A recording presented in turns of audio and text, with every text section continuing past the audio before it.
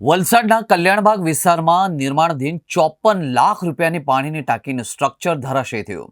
આ દુર્ઘટનામાં ટાંકીની સ્લેબ અને સેન્ટરિંગનો કેટલોક ભાગ અચાનક તૂટી પડતા સમગ્ર વિસ્તારમાં ચકચાર મચી ગઈ હતી.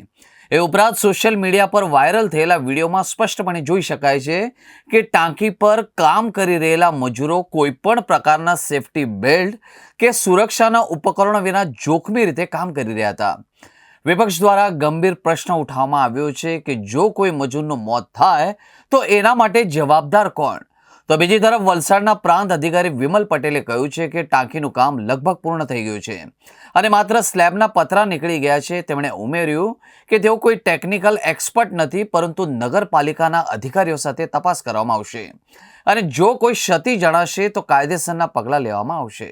ગુજરાતમાં જે ભારતીય જનતા પાર્ટીનું કમિશન રાજ ચાલે છે કે જ્યાં સુધી કમલમમાં કમિશનની ટકાવારી ના પહોંચે ત્યાં સુધી ગુજરાતમાં રોડ બનાવવાનો હોય, બ્રિજ બનાવવાનો હોય, ટાંકી બનાવવાની હોય કે કોઈ પણ કોન્ટ્રાક્ટ આપવાનો હોય, એ કોન્ટ્રાક્ટનો વર્ક ઓર્ડર અપાતો નથી.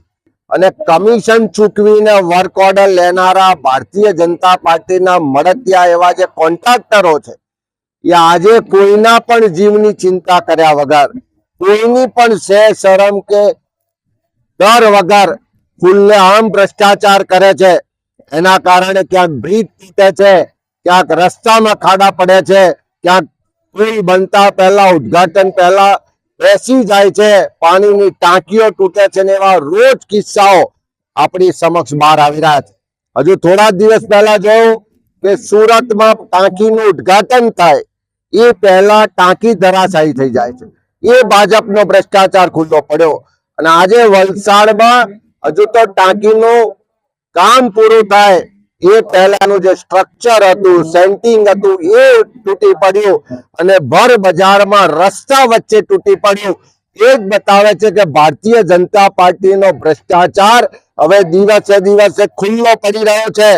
જે ભૂપેન્દ્રભાઈ પટેલની દાદાની સરકાર કહેવાતી, એ પોતે એમ કહેતા નરેન્દ્રભાઈ કે હું ખાતો નથી ને ખાવા દેતો નથી, પણ આ ભાજપની સરકારમાં કરોડો રૂપિયાથી ઓછું ખાતા નથી એવા દ્રશ્યો રોજ દેખાઈ રહ્યા છે અને ભાજપનું આ કમિશન રાજ ખુલ્લું પડી રહ્યું છે.